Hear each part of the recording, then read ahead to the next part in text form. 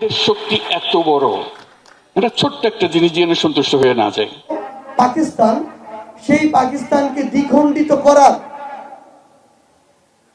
যে সবচেয়ে বড় অন্তর্নিহিত ইচ্ছা, সেই ইচ্ছার বহিঃপ্রকাশ 1971 সালে ভারত করেছে।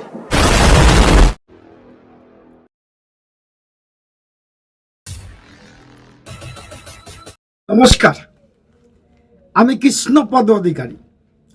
আমার ছোট্ট একটা ইউটিউব চ্যানেল আছে, চ্যানেলটার নাম don't care, Facebook page Krishna Krishna. আজকে যে বিষয় নিয়ে আপনাদের সঙ্গে আলোচনা করতে এসেছি এবং আপনারা হয়তোবা ইতিমধ্যে সকলেই জেনে গেছেন, কারণ বাংলাদেশ যে সবসময় আমাদের প্রতি আক্রমণ এবং নিন্দা জানাচ্ছে এবং বিভিন্নভাবে আমাদের সঙ্গে একটা দ্বন্দ্ব বাঁধানোর চেষ্টা করছে, সেটা হয়তোবা সফল হবে না। কারণ সফল না হওয়ার কারণ একটাই, আমরা ভারতবাসী যারা আছি, হিন্দু, মুসলমান, বৌদ্ধ, খ্রিস্টান, সবাই আমরা দেশকে ভালোবাসি, দেশের ভালোবাসা নিয়ে বাঁচতে চাই এবং দেশকে রক্ষা করার জন্য যে কোনো পদক্ষেপ নিতে আমরা কোনো সময় পিছপা হয় না। কিন্তু একটা মূর্খ দেশ, একটা মূর্খরা সবসময় মনে করে কি ভারতবর্ষ একটা ছেলে খেলা হচ্ছে ওদের সঙ্গে, নয়। কিন্তু আপনাদের এই হুমকি জুমকি অনেক শুনেছি, অনেক দেখেছেন।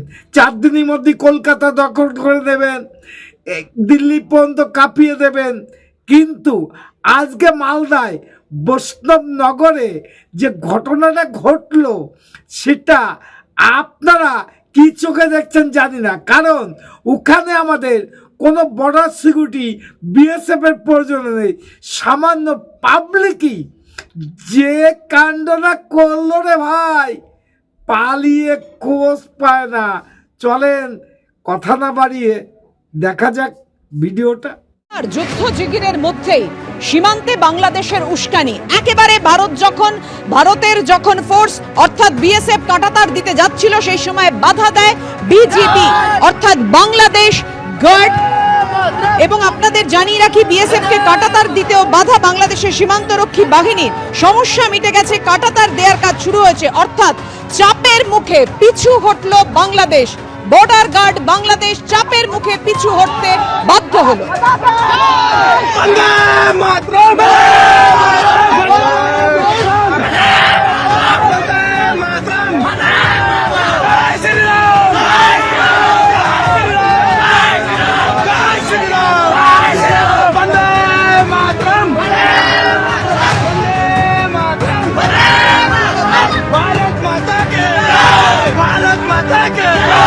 भारत माता के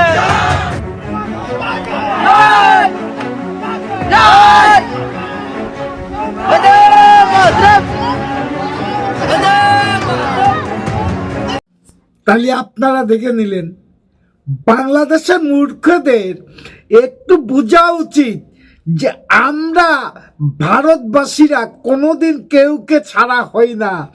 দেশকে রক্ষা করার জন্য আমরা যে কোনো পদক্ষেপ নিতে বাধ্য থাকি।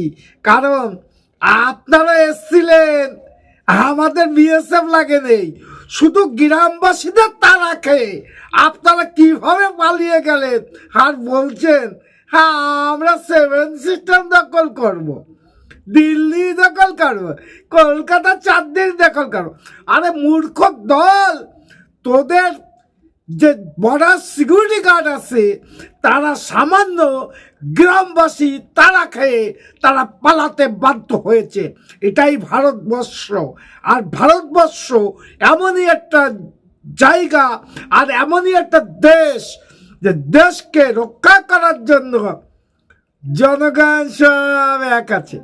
তোদের মতো মূর্খ নয় যে দেশের ক্ষতি করে তোরা নিজেদের রাজনীতি করবি। ভালোভাবে বলে দিলাম। আজকে একটা ছোট্ট রাষ্ট্র যার জন্ম দিয়েছে ভারতবর্ষ, বর্ডার খুলে দিন 15 মিনিটের জন্য, বাংলাদেশ দখল করে নেব। Madam, sorry